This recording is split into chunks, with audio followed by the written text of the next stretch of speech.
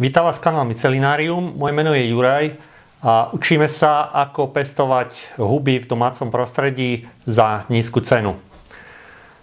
Dnes si ukážeme všetko vybavenie, ktoré potrebujeme, ak chcete s pestovaním húb začať. Veľa vecí z toho doma už možno máte, niektoré si budete musieť kúpiť, ale aj tá úvodná investícia nie je vysoká. Dnes tu máme na ukážku tzv. Gaštanovú hubu, Foliota adiposa. Ukážeme si ju aj v detaile.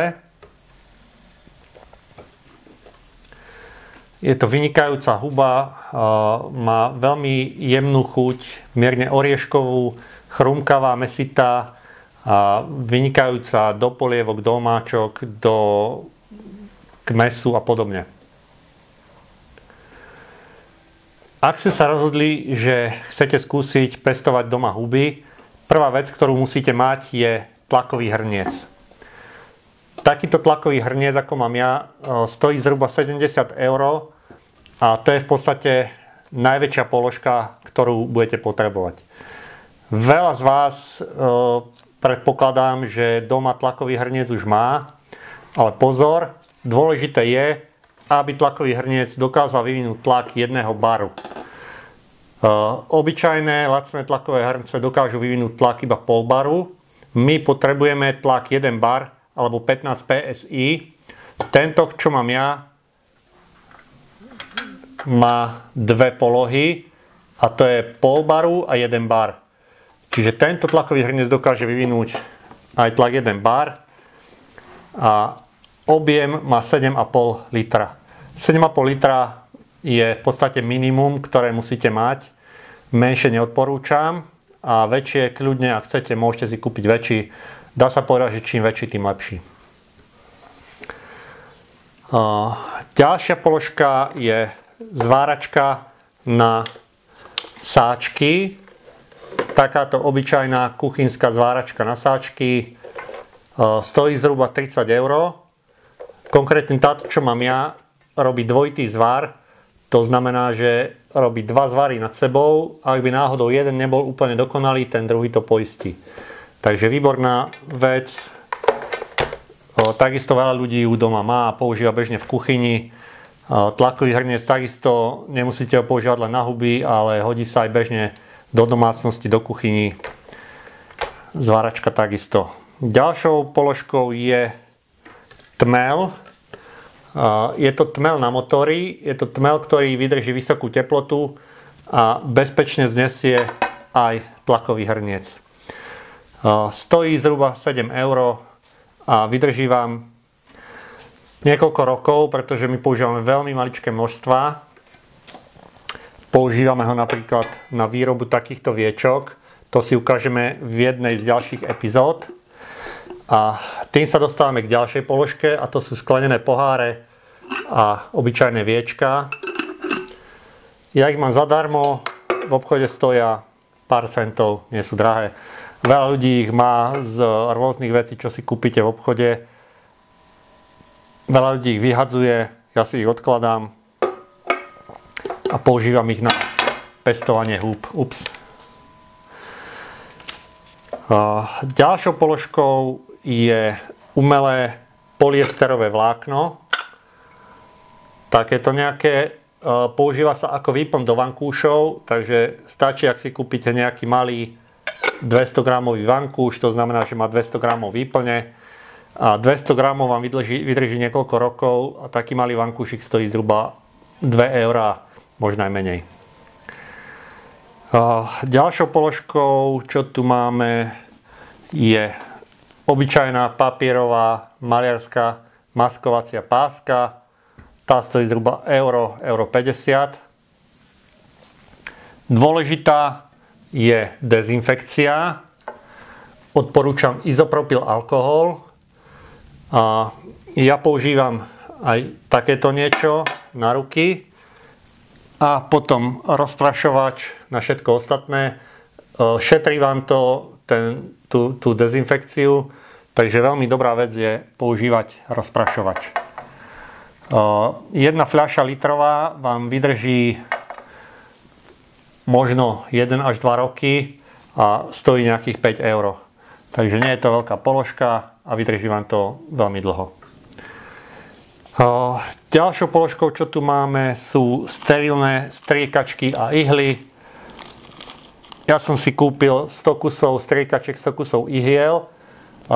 Vyšlo ma to na 10 € a zatiaľ stále ich používam tie isté, čiže takisto vydrží vám to niekoľko rokov. Oplatí sa kúpať veľké množstva zo všetkého, pretože vždy väčšie množstvo je lepšia cena. Dôležité sú takisto sáčky. Ja mám jeden menší rozmer a jeden veľký.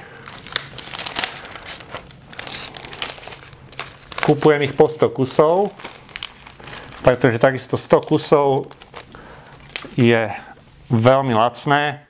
Tieto malé sáčky stoja 100 kusov, stoja 2 €. Tie veľké 100 kusov stojí 8 €. Čiže jeden sáčok ma vyjde, malý sáčok ma vyjde 2 centy, veľký sáčok ma vyjde 8 centov. Dôležité upozornenie, sáčky musia byť polypropylénové. Nemôžu byť polyetylénové, tie sa v tlakovom hrnci rozpadnú. Musia byť polypropylénové, tie znesú aj vysoké teploty a môžeme ich bezpečne dať aj do tlakového hrnca, pretože budeme ich v ňom sterilizovať. Dostávame sa k ďalšej položke, to je pšenica. Pšenica nás slúži v podstate na pestovanie podhubia, čiže sadby. Takisto ja kupujem veľké množstva. Čím väčšie množstvo kúpite, tým lacnejšia cena. Ja to kupujem zhruba za 17 centov 1 kg pšenice. Veľmi lacné, dlho vám to vydrží, čiže ja si kúpim 50-kilové vrece, ktoré mi vydrží veľmi dlho. A bez problémov sa dá skladovať a veľmi lacné. Ďalšia položka, čo tu máme, sú drevené piliny, a to vo forme brikiet alebo peliet. Odporúčam kombináciu obidvoch, to znamená aj brikety, aj pelety. Brikety sú hrubšie piliny, pelety sú jemnejšie a ich skombinovaním urobíme ideálny substrát. Čiže substrát v tomto vreci, ktoré tu vidíte, sú drevené piliny a to je kombinácia brikiet a peliet. Zhruba 10 kg takýchto brikiet alebo peliet vás vyjde na 2 €, 2,50 €. Takže nie je to drahé, takisto vydrží vám to dlho. Je to malá položka. Ďalšie veci, myslím, že som vymenoval všetko, čo tu mám, a ďalšie veci sú také, ktoré má bežne každý človek doma, ako je lyžička alebo nožnice, prípadne zapaľovač a podobne, ktoré využijeme, ale ktoré tu ani nejdem spomínať, pretože bežne ich má každý doma v domácnosti. Aby som to zhrnul, tak všetko toto, čo sme si tu vymenovali,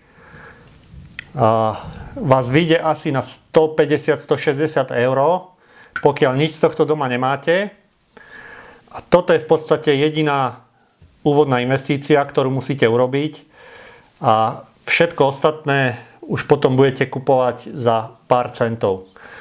Čiže tých 150–160 € vás vyjde tlakový hrniec, zváračka na sáčky, tmel, 100 kg pšenice už je v tom započítané, už je tam započítané polyesterové vlákno, 10 kg peliet, brikiet, máte tam započítané v tom 100 kusov menších sáčkov, 100 kusov väčších sáčkov, čiže 200 kusov dokopy.